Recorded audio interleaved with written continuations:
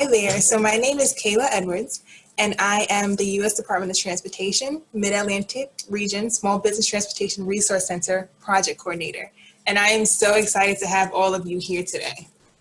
Today, our agenda includes introductions from myself, followed by Ms. Tiffany Spraggins-Paynes, and then introductions from Ms. Latia Hayes. After that, we have two powerhouse speakers prepared for you, Ms. Soledad Alfaro, CAO of the Philadelphia International Airport, followed by the extraordinary Janet Taylor. Just to give you some background information about WITI, so we are encouraging high school age young women to consider and go into fields within science, technology, engineering, mathematics, and of course, transportation. So we titled our WITI Summit for this year, She's Ready, because we know that the ladies that we are catering this webinar for are remarkably brilliant and focused, exceptionally capable, they are actively achieving greatness, they're always dressed for success, and above all, they are young, gifted, and talented. Before I turn over the mic to Tiffany Spraggins-Paynes, I would just like to thank our speakers, Ms. Soledad Alfaro and Ms. Janet Taylor, just for giving us the time today to present. And I would also love to thank the Philadelphia International Airport for partnering with us on this project, and of course, all of you for taking the time out of your day to attend. Just to go over some housekeeping rules, everybody will remain on mute for the duration of the webinar, but please feel free to utilize the chat box to ask us any questions or any comments, and we will be, without further ado, I hand the mic over to Ms. Tiffany Spraggins-Paynes for introductions. Thank you, Tiffany. You're welcome, Kayla. Thank you.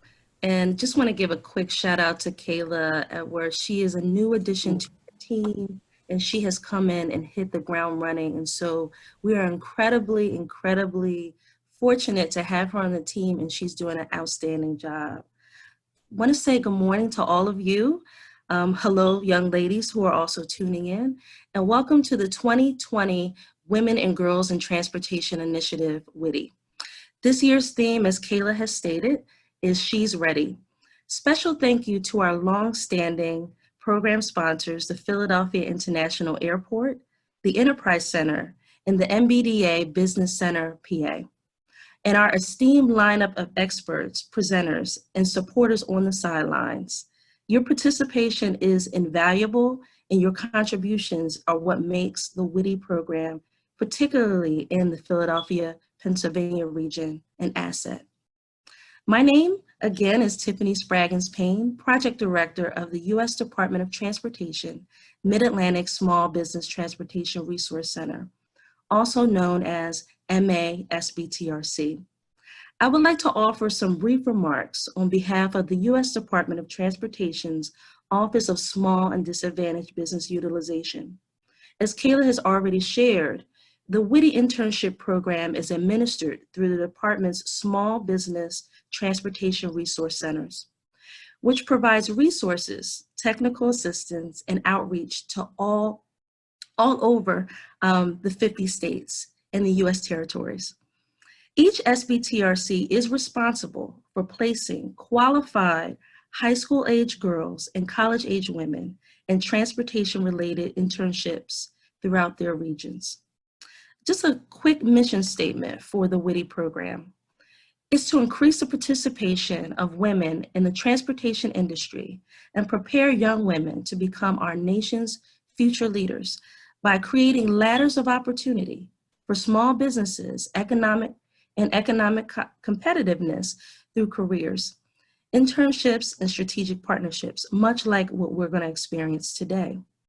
Some goals of the WITI program that are key: to create opportunities towards careers and internships in transportation industry, as we've already discussed, to educate WITI participants on the exciting opportunities available in the transportation industry and to inspire them to enter STEM-related fields. We also wish to establish strategic partnerships through the creation of women in transportation advisory committees throughout the U.S. We also wish to attract and retain women and girls participating in the transportation fields, And last but certainly not least, identify barriers to economic competitiveness for women participating in the transportation industry and provide sustainability tools.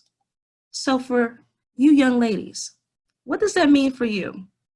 To date, the Mid-Atlantic region SBTRC has had upwards of 400 individuals just like you participate in the WITI program in the Philadelphia, Pennsylvania region, and successfully use their WITI experience to launch and reimagine their respective careers in transportation and the STEM-related fields.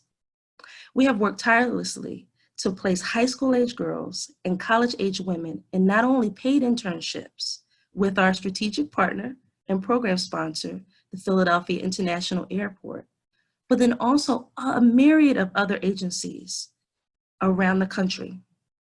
And in some cases, we've even helped young girls and women launch careers in entrepreneurship.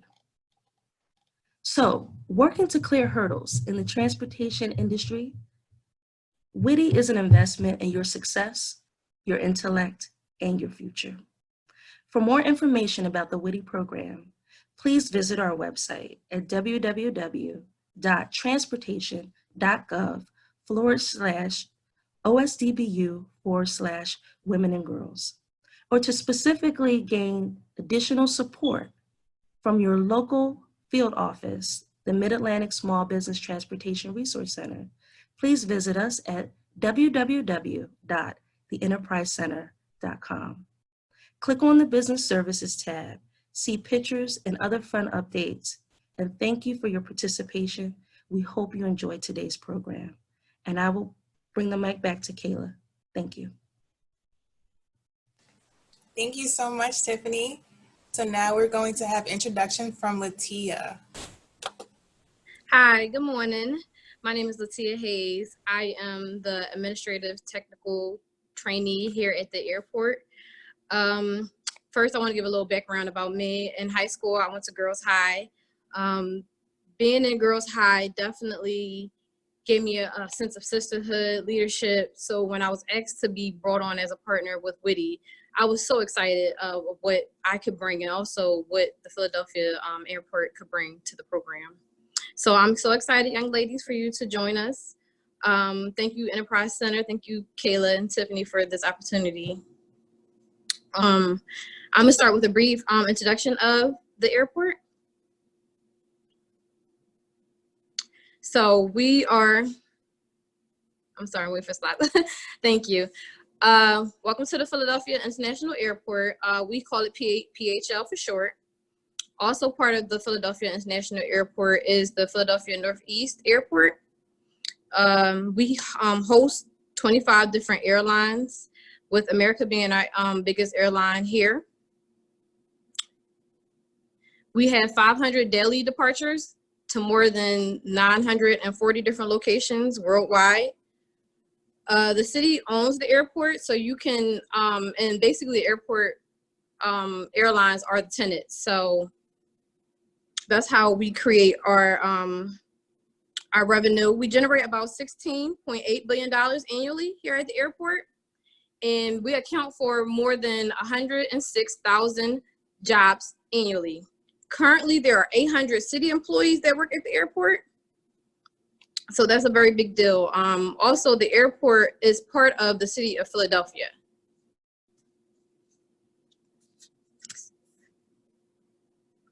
So just about our DOA management here, this is our executive team, our charismatic CEO, Shelly Cameron. Shelly has worked at the Metropolitan Washington Airports Authority for about 13 years before coming to the Philadelphia airport. Shelly has also served in the U.S. Air Force for 7 years and 1 year as an Air Force civilian employee. So she has many years working with aviation. Underneath Shelly, we also have 5 chiefs, which is very important as they collaborate and make sure that the city of Philadelphia airport is running very smoothly. We have the CIO, Chief of Information, Alan Mehta. We have the Chief of Administrative Officer, Soledad Afrelo, which will be our keynote speaker for today. She's our CAO. Chief of Operating Officer, COO, Keith Bruni.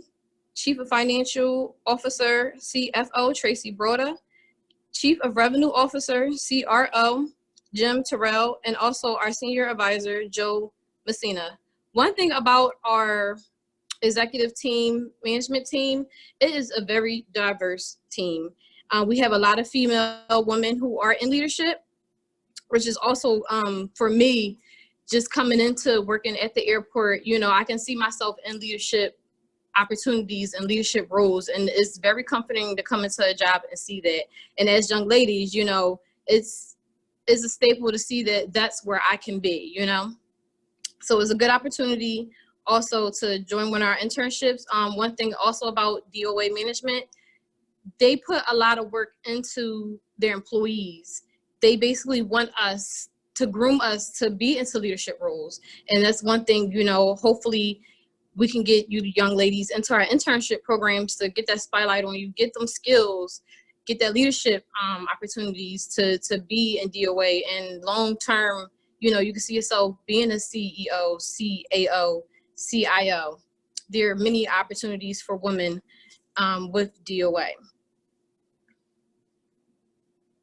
And also, so our mission here at the airport is connecting Philadelphia to the world. Like I said, we already have our destinations, 940 different destinations that we go worldwide.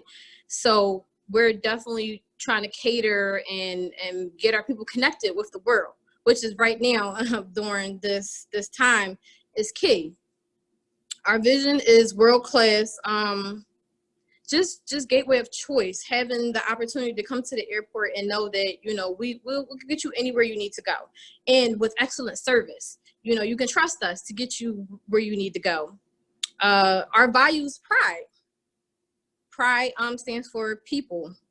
First, our people, employees, stakeholders, passengers. Again, they put a lot of investment into their people. People, passengers, employees. Respect. R is for respect.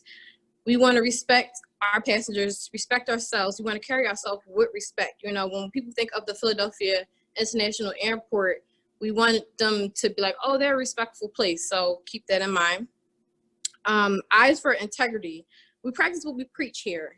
You know, we just don't say we're going to do things differently and then it doesn't get done. We definitely, when we say we're going to do something, we're going to follow up with an action with it.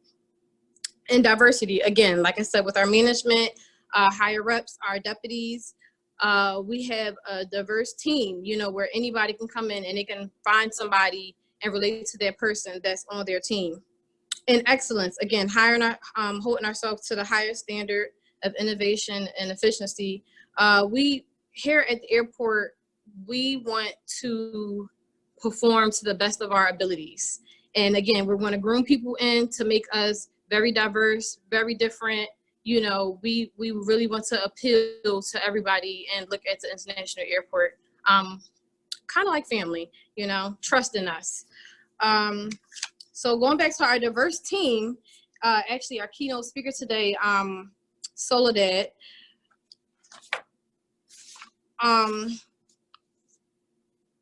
just really speaking, I'm so glad, number one, that I'm so excited that she decided to be our keynote speaker for today.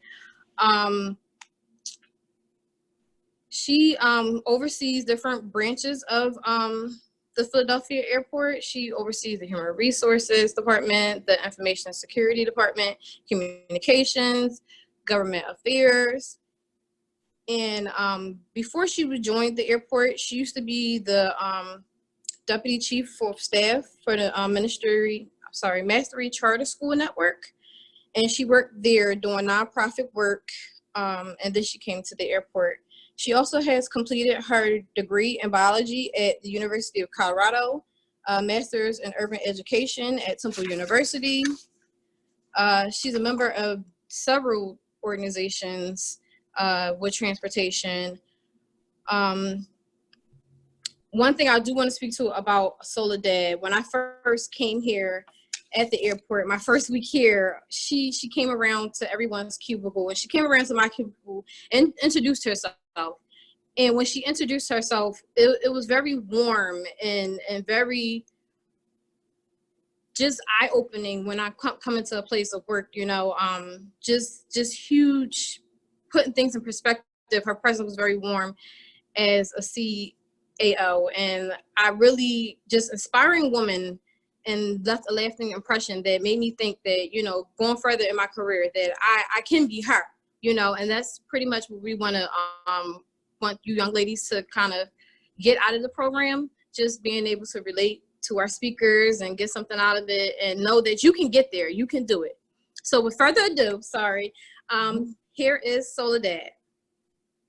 Good morning. Thank you, Latia. That was so sweet. And I remember your first day. Great smile. So thank you for that lovely introduction, and great job with the description of the airport. So excited to speak to all of you today. It's awkward, right, to look at her picture because I want to make eye contact, but I'm supposed to be looking here. So flattered to be asked to speak to you today. Really excited to be here, even in this virtual platform. I'm thrilled to share my experience as the Chief Administrative Officer for the Division of Aviation, because as Latia said, it can be you, it is you, right? Your time is coming based on whatever choices you make in your life. So hopefully we'll have a little conversation about that today. I do want to say between those two entities, the Northeast Airport and the International Airport, the big airport that everybody thinks of, we have so many opportunities for STEM careers. So much work at both airports and in transportation generally require people with that skill set. We have everything from architects to accountants to engineers to information security analysts, anything STEM that you can think of, we have it here at the airport. And so we welcome all of our interns. It's a rough time right now because of the COVID pandemic, but we know we get great folks who want to be at the airport and work in this really exciting industry, even now when it's tough. So what you see on your screen right now is an org chart. It's an abbreviated org chart. To Latia's point, there are 5 of us that report directly into Shelley. You see me all the way over on the left of your screen. And underneath are the folks who work with me and my scope. So I'll just briefly talk about what they do so you can kind of understand what I do generally in my role. So Delisha, who is all the way to the left, is human resources, and she's responsible for everything that has to do with the people that work at the airport. And my team have heard me say over and over again that in any organization, you rise and fall on your talent. If you don't have great people, if you don't take care of your folks, it will impact your business, no matter what kind of business it is. So if you've been in a store or restaurant and been treated poorly, that shapes your impression of that business. It's the same thing at the airport, in a school, in any business. So you rise and fall on your talent, and Alicia is responsible for everything from who we recruit and onboard, making sure that folks get paid, which is very important, benefits, fun stuff that we do, engaging our employees. So that role is critical at the airport. Next to her is Sheila. She's admin ops. She tracks the strategy for the airport. So our strategy is our guiding document. Where are we going as an entity, and how will we know if we get there? Very important. All the decisions that you make in an organization need to be kind of driven in the same direction. And it's just like any other path, right? If you don't know where you're going, how do you know if you're there or not? So all that is very critical and important. And she does a myriad of things for the airport. I call her the glue. She knows so much. She used to work on the finance team. And so she helps me make sure that we are accounting for everything and that the airport is moving forward. Next to her is Damien, and Damien is the Chief Information Security Officer for the airport. that means that he is responsible for ensuring that all of our systems are secure. So you may have, you know, the Google Dot or the Home or a Nest thermostat or anything like that that's connected to your smartphone or your Apple Watch that's connected to the internet. That's a vulnerability, right? So we hear about hackers out there in the world trying to get into systems. So many of the systems at the airport are connected to Wi-Fi so we can control them remotely. So Damien is responsible for making sure that all of that is secure. Just think about all of the information that we have at an airport and who might want access to it. So very critically important work. Then we have Kathy, who's responsible for diversity at the airport. She's mostly focused on business diversity, really important because we want to make sure that everyone has access to all the opportunities that we have at the airport. And sometimes if you don't say it, if you don't state it, and you don't prioritize it, it doesn't happen. So she's fantastic at making sure that all the opportunities that are available at the airport are equally available to small businesses, women-owned businesses, businesses that are owned by people of color, because we want to make sure that everyone has access. She also is responsible for accessibility, so making sure that our physical property is accessible for everyone. So whether you're in a wheelchair or you have a seeing eye dog, you can navigate through the airport and do it in the same way have the great customer experience that any other passenger would have. Flo is next to her, and she's the director of communications. She's responsible for all the stories that you see come out, social media, anything that we want to communicate to the world. Flo is responsible for that. It's really important. It's hard to imagine how many things we have to think about, what story is going to break and how we're going to talk and who's going to talk to who when. And so she manages all of that work, she and her team. And then the blue dot, there is an actual person who I didn't have his picture, who is the director of government affairs. That's Shane. And he is responsible for making sure that we stay connected to our elected officials, our city officials, City of Philadelphia officials, our state and federal. So we are in an interesting position at the airport because we are regulated by the federal government, right? The FAA sets lots of rules and regulations for how we operate. We operate within the state of Pennsylvania, within the city of Philadelphia. And as Latia so aptly mentioned, we are owned and operated by the city of Philadelphia. So we need to make sure that we understand what our elected officials are saying and seeing, what laws they might think about passing, how they're allocating funds. All of those things are really critical to the smooth operation of the airport. You may have heard in the news recently about the CARES Act, the money that the federal government was giving to various entities that have been impacted by the coronavirus pandemic. So Shane, early before that, any of that came out, was doing that work to make sure that airports were considered and received what we needed to do that work. So that's kind of my scope. Specifically, we have lots of special, interesting projects that we work on, but I would be here for 20 minutes talking about that. My overall goal as a chief administrative officer is really to make sure that the airport is moving forward, that we grow, that we thrive. I kind of consider myself a facilitator of all of my peers that you see on the screen that Latia mentioned, to make sure that we are driving in one direction, to be a fantastic world-class airport as our mission states. I was asked to talk about my path, and so my path is not a straight and narrow one. I don't know anyone who is. Maybe there's someone who decided at 4 that they were going to be a doctor, and they're a doctor today, and that's great. That wasn't me. So in high school, I was a very quiet and very shy person.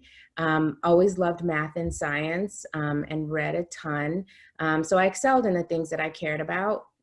And I went to the University of Colorado on a engineering scholarship. So I actually started in engineering. My college experience was a little bit different, probably than my peers at the time, right?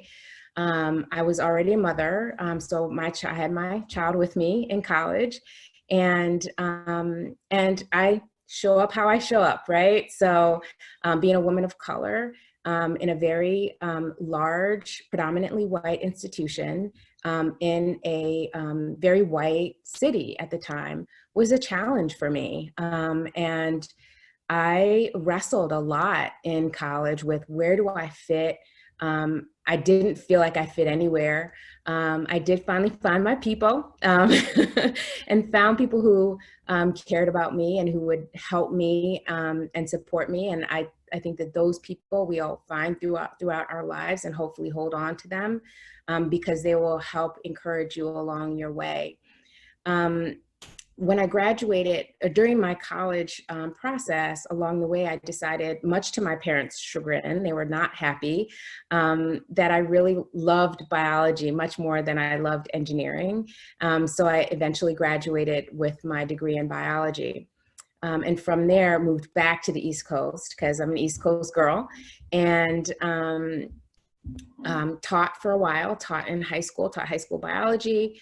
I taught at the college level at Temple.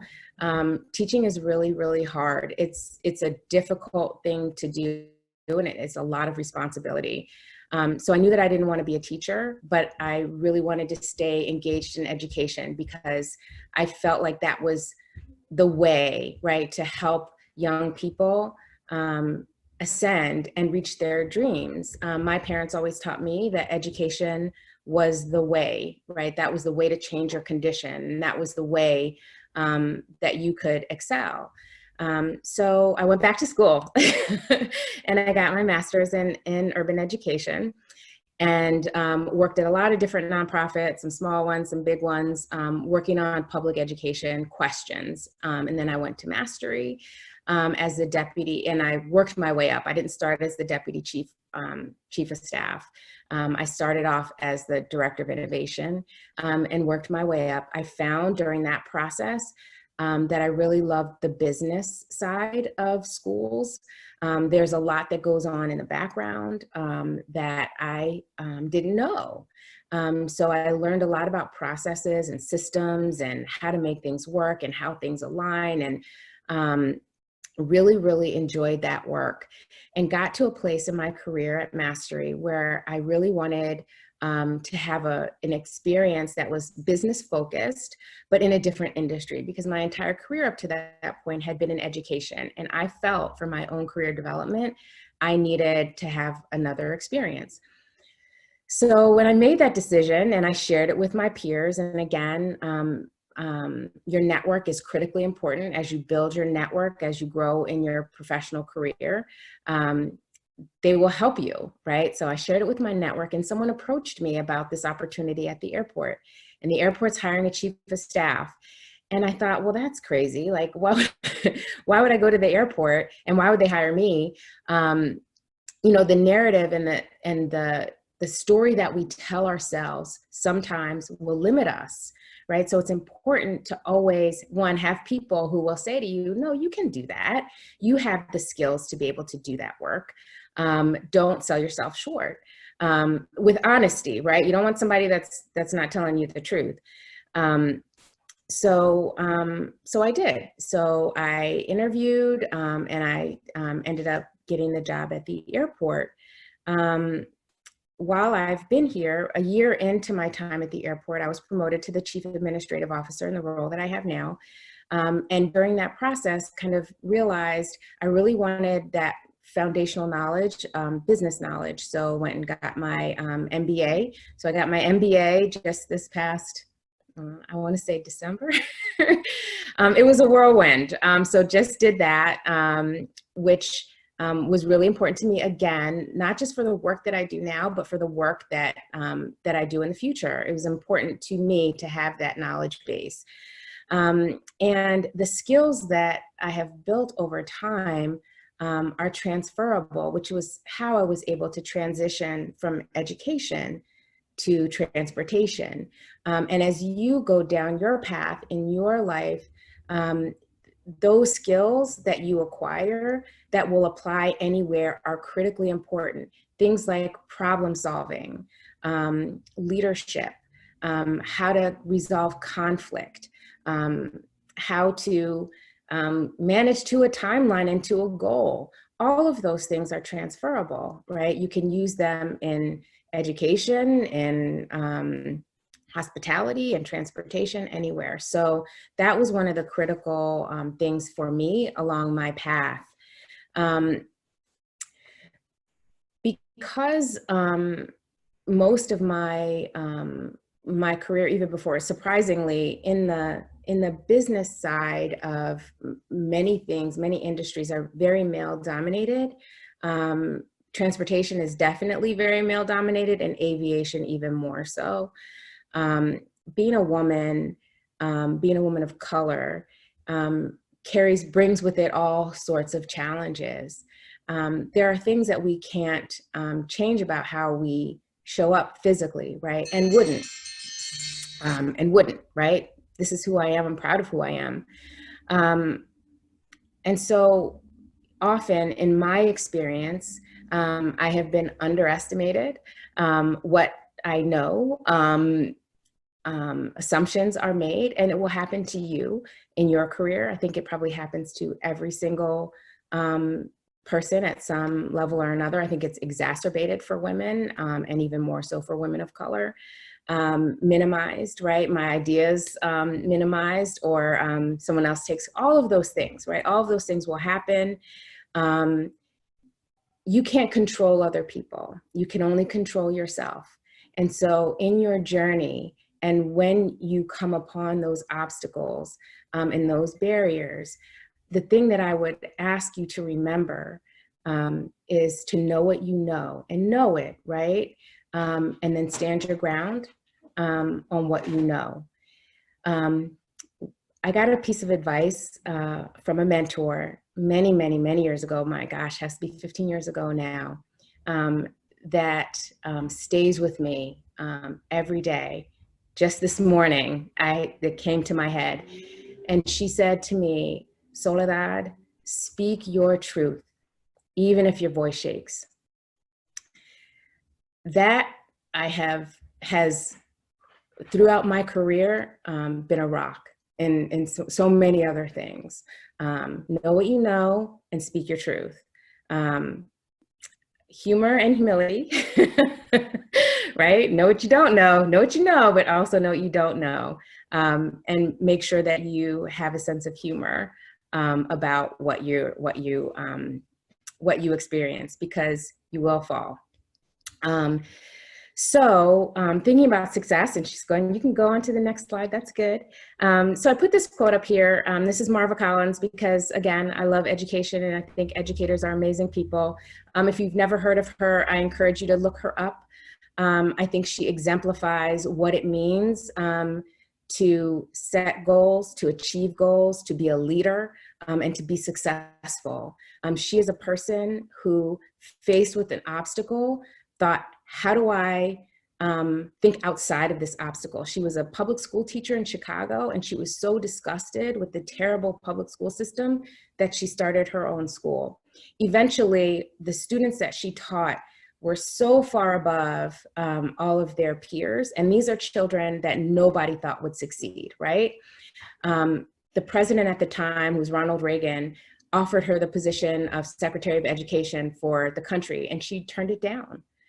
She turned it down because she knew where she was going, and she wasn't going where he was going. And I think that that is critical as you go through your career. Know where you're going. And I know you're gonna have some conversations about goals and goal setting is really important. And knowing what your goal is, when you're gonna get there, how you're gonna get there, is all part of how you will define and drive your own success, right? Persistence is key, right? You have to stay with it, not till it's foolish, but don't give up, right? Not to give you a cliche, but if you're working towards something, continue to work towards it. Expect to fail, learn from your failures. It's not a moral, judgment on you if something doesn't go right the first time. It won't. So I encourage you to start, right? Set your goals, start now, even if your goal is something that you write down and don't share with anyone, or if your goals are something that you share with people who love you and who will encourage you to meet your goals and hold you accountable to them. Be patient, you will get there, and be resilient. Build your network. Feel free to connect to me. You can find me on LinkedIn. Feel free to connect to me and ask me questions. I think I'm probably over my time, so I'm going to wrap it up. One thing that's great about this platform is I can pretend that all of you laugh at all my jokes because I can't hear you. So I'm going to wrap it up. One thing that I would encourage, please, please, please, during this time, stay safe, take care of yourselves, make good choices. And I hope to see you at the airport.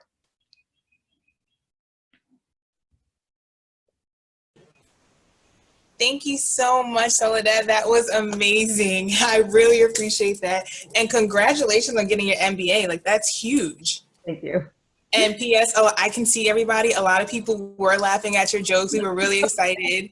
Yarlise even said that she loved your quote about the rocks in the path. So yes, we really appreciate all that you have presented on today. So thank you very much.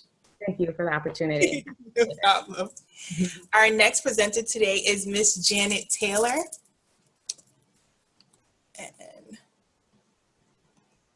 And Miss Janet is a extremely accomplished organizer, and she speaks for herself. So I'm just going to let her take the mic now. Hello, hello, hello, everyone. So again, my name is Janet Taylor, and I am excited because I get an opportunity to talk about one of my favorite subjects. I have a few, but this is about time management, because it's so critical, especially right now. But today I'm going to share with you a few strategies that not only you can use today, but tomorrow, and then of course throughout your life. So I'm excited to get started. So again, we're going to talk about some strategies to manage your time and your life, because it's the same. When you manage your time, you manage your life. So I'm going to be talking about how to identify and conquer some time wasters.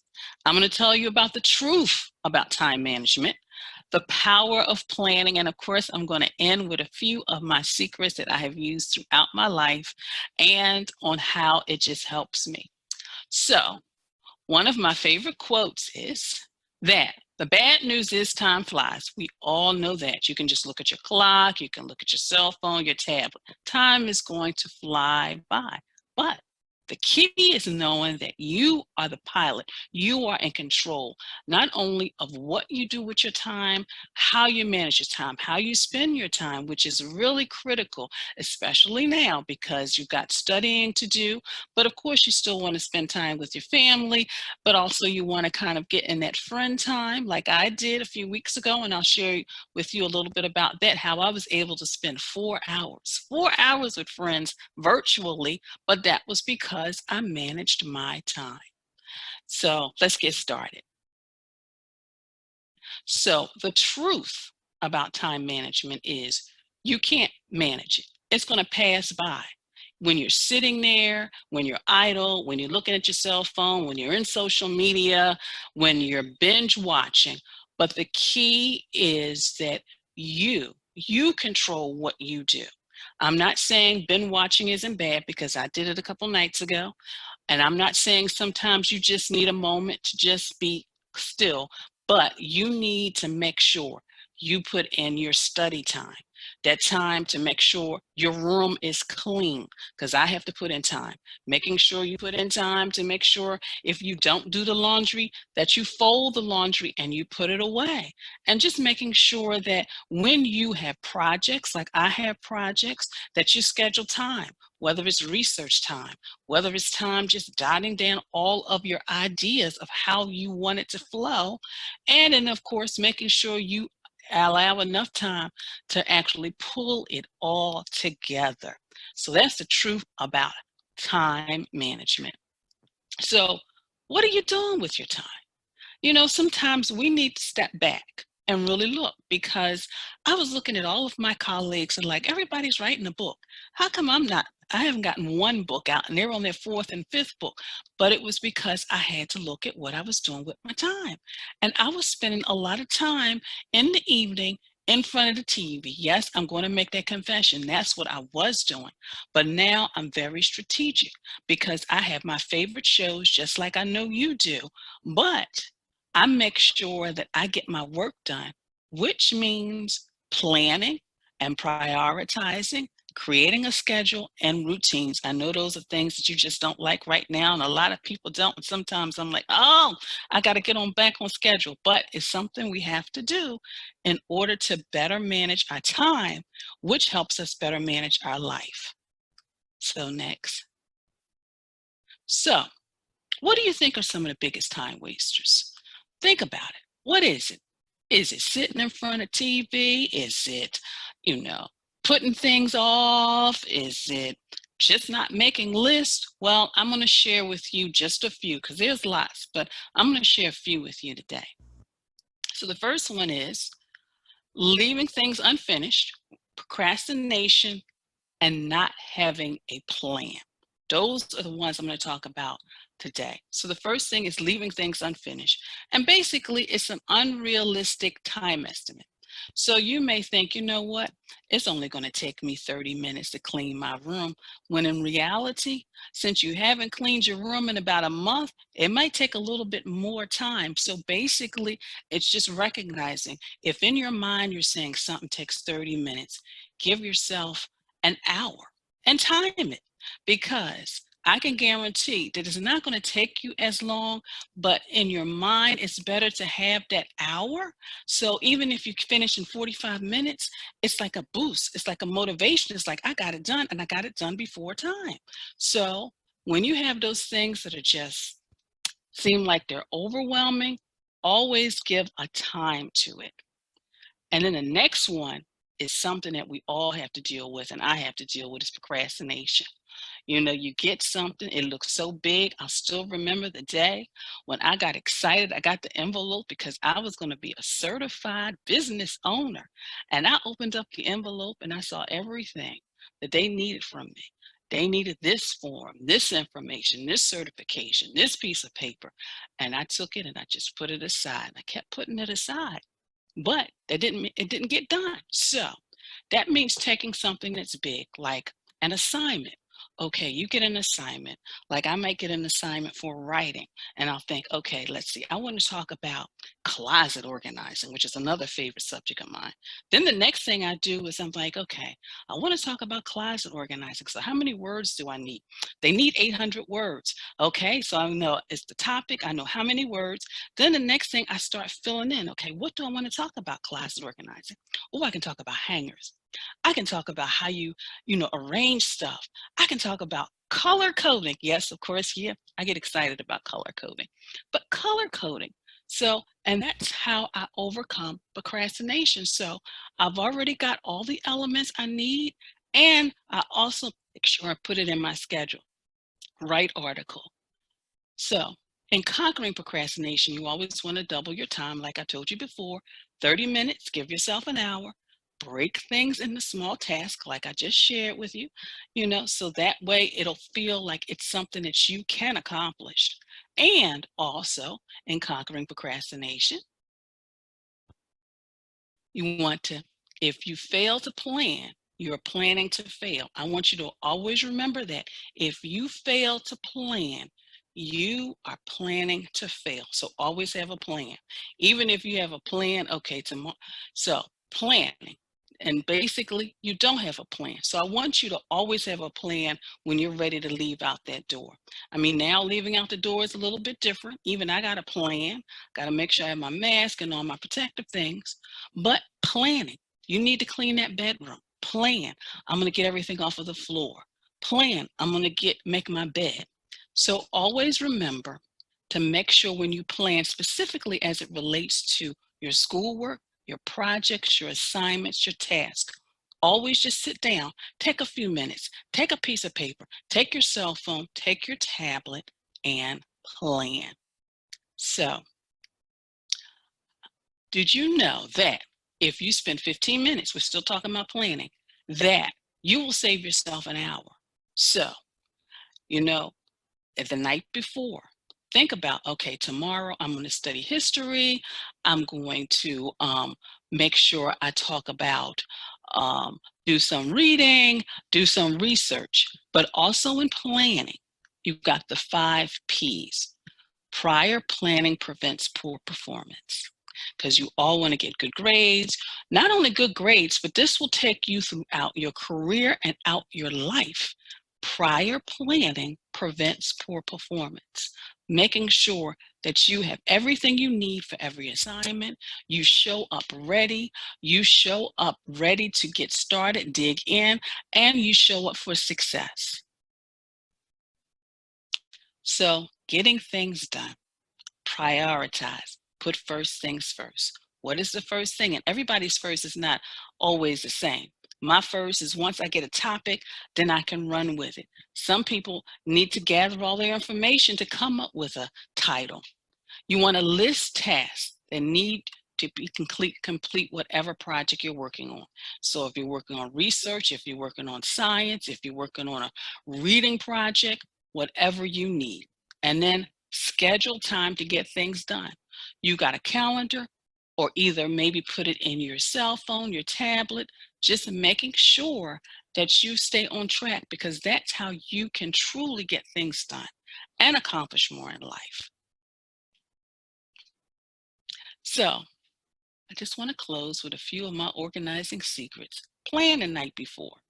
You know, what you are going to work on. Maybe you've got a report to, maybe you've got to do some research. When you take something out, put it back. So when you take something out, maybe you're trying to figure out what t-shirt to wear, what socks to match what. When you finally figure it out, put everything else back in. Use a calendar to keep track. You can have a big calendar and just put on their deadline dates, due dates, so you'll know when things are due. And respect people's time. So when you have to arrive at class, arrive on time. When maybe you're working on a group project and you say you are going to have something done by a certain date, respect everybody else's time and get your project done. And clear your workspace. So you're working on that project. Maybe, you've got to create a board or an illustration, and you've got stuff all over the place. Well, respect the home and respect your bedroom and clear it up, because it's going to make you feel so much better when you walk back in that space and you see that clear bed or that clear floor, or you walk into the dining room and the dining room table is clear, because that's going to make your mom really, really happy, and also the other people in the family too, because then they can sit down and eat and they won't have to worry about all of your stuff all over the place.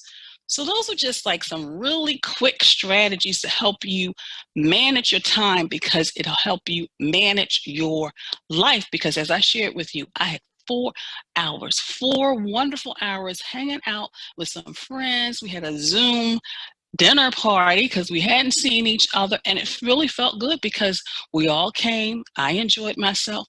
I wasn't worried in the back of my mind, oh, I needed to finish that project, because I already did it. I made sure that I had everything done leading up to that, so I could come to the party and enjoy myself and not have to worry, not have to feel guilty, not have to think I missed any deadlines, because I got things done. So that's what I wanted to share with you, is the importance of managing your time so you can manage your life, so you can get things done, you can have a successful and a fruitful career, and you can truly, truly enjoy life to the fullest.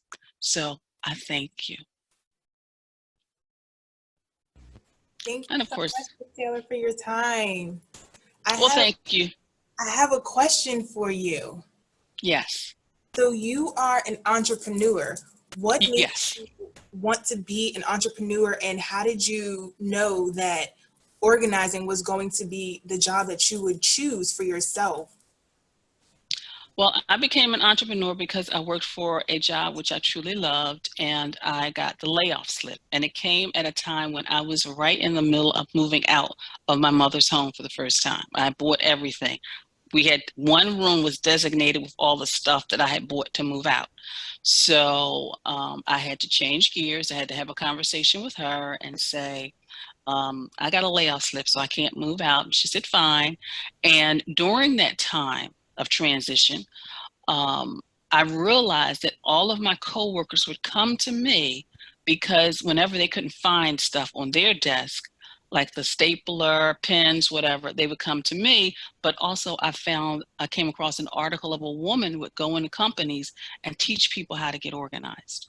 So from there, I did my research, found out there was a national chapter of organizers, got connected with the local chapter of organizers, and I started my business in the beginning part-time, and I worked part-time, and then it got to a place a year later where I decided to just launch it full-time.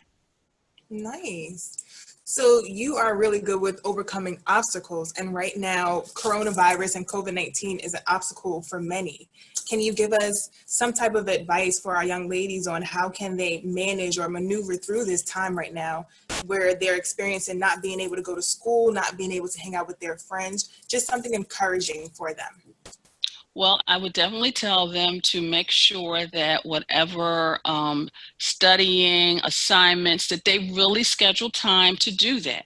And when I say schedule time, so maybe you want to schedule from 9 to 10 to work on one subject. You take a little break, a snack break, a bathroom break, and then you just plan your day for the rest of your assignments. But also in all of that planning, like you just heard me say, make sure you plan in some fun time. So plan in time to maybe, do some FaceTime with some friends, or plan in some fun time with your families to catch in with some movies. Also making sure that maybe you and another friend can, because you don't have maybe the physical fitness activities you would do at school, maybe make a fun assignment of it, and just like a two of you just kind of get together and just like exercise. Or either with me, because I'm a part of a walking group, but because we can't walk together, I basically share my steps. Like if I've walked over 10,000 steps, or even if I've just done 5,000 steps, but I share it with the other women in my group. So that kind of gives me that chance to still stay connected, but also stay on track and on target of my physical fitness goals, stay connected. So those are some of the tips and strategies I would share. Thank you so much. I appreciate your time and just for answering those questions for us. Well, thank you so much, and it's been a pleasure. And thank you for allowing me to come and be a part of this today. Definitely. And next on our agenda, we have Latia Hayes. Latia is going to go over and just give us some tips on how we can prepare for internship for next year. We know that right now with coronavirus, everything is a bit hazy and messed up. So we can't do the internship this year, but we are planning for next year and we're getting a head start on that. So Latia, please take it away. Yes, absolutely. It's unfortunate that we're unable to do our internship program. The director of the workforce development team, Jonathan Todd, was doing such an awesome job. But again, we're going to encourage you young ladies to come back next year, to enjoy our internship program. Our internship program is project-based, which means you'll work in a group, you'll work in a team, you'll get some skills. And again, PHL and Philadelphia International Airport, we're all about professional development. So again, we're going to invest in you. So we want you, as you do the internship program, you're not only working towards getting money, you're working to developing yourself. You're getting these skills, these leadership skills, you're getting these teamwork skills, you're getting communication skills that you can take with you not only through your career, you can take it to college, you can take it in your personal life. So that's what we're trying to do with our internship program. We're taking high school and college students. The high school and college student program is a little bit different, but it's still, again, project-based. You'll still getting skills. We are expected to fill 55 positions. 40 positions will be college students and 15 will be high school students. The recommendations, basically the requirements for applying for high school students, you would need your recommendation letter, cover letter.